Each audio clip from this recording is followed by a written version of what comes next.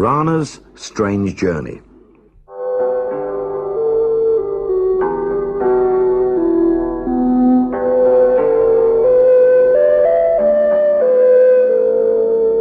It was a bitterly cold but sunny day when Narana set off on her long walk back to her village. She'd been staying with her sister in the hills, and now she was returning to her husband and children on the coast. With her snowshoes, shaped like tennis rackets, Narana was able to walk easily across the soft snow. But suddenly, the weather changed. The wind grew stronger and stronger, whipping up the snow, and poor Narana could hardly see where she was going. Soon, a blizzard was raging, and the wind was so fierce that it knocked her off her feet. Over and over she rolled, blown by the storm, till she found herself wedged between what seemed to be two great trees. At last, the gale died down, and the skies began to clear. But Narana had no idea where she was. The hills ahead lay in four curved ridges, like the fingers of a huge hand. Everywhere there were spiky brown bushes. As night fell, she reached the top of the highest ridge and found a hollow where she could shelter from the wind. Tired and miserable, she curled up and went to sleep. In the morning, Narana walked along the ridge. On one side, the slopes fell away, covered in strange bushes. On the other, the hillside was marked with enormous blue streaks, like underground rivers. She slithered down between them and began climbing the other side. She walked for hours, every now and then hearing gurgling, bubbling noises under her feet. What a strange place this is, she thought. I've never been anywhere like it before. I wonder where I am. Then she came to a great flat plateau, and in the distance she could see a vast black forest that seemed to touch the sky. Narana trudged towards it, but before she could get there, darkness came again, and she found a large wood where she could shelter for the night. Narana woke, tired and very hungry. She ate a handful of snow to quench her thirst, but all her food had been lost in the storm. She had just started out towards the great black forest ahead when she felt the ground throb and move under her feet. Boom, boom, boom, it went, in steady beats. It's an earthquake, she thought. The ground will open up and swallow me. Suddenly the air was filled with noise like crackling thunder. Who are you? And what are you doing here, where nobody ever comes?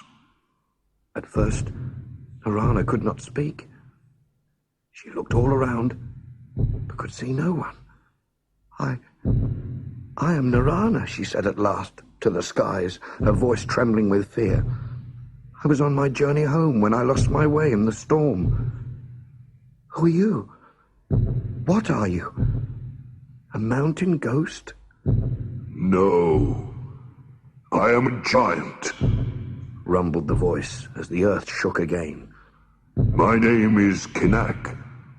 I sleep here all alone on the great plain so that I can stretch without crushing the villages or the trees.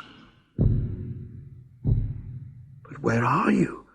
Asked Narana, still looking around. I'm underneath you, Narana. You've been climbing over me for 2 days. You started on my left hand, and now you're over my heart. I expect you can feel it. Yes, I can. Oh, I do hope I haven't hurt you. The earth shook again, even more violently than before, and Narana was thrown over and over as the giant's laughter rang out for miles across the plains. No, little one, you didn't hurt me. Not even a tickle. Herds of reindeer can be a nuisance, but one human is nothing. The giant let out a chuckle, and Narana was once again dumped in the snow. I first saw you when you were curled up asleep between my thumb and finger. Then you clamber down my hand, over my wrist, up my arm, and onto my stomach. That's my beard ahead of you. But I can't see you very well now without lifting my head and looking down my nose. Can you climb up onto my face? It took Narana a long time to scale the heights to Kinak's face. With his forest of a beard, she found the best way was to go along the side of his neck and climb up his ear.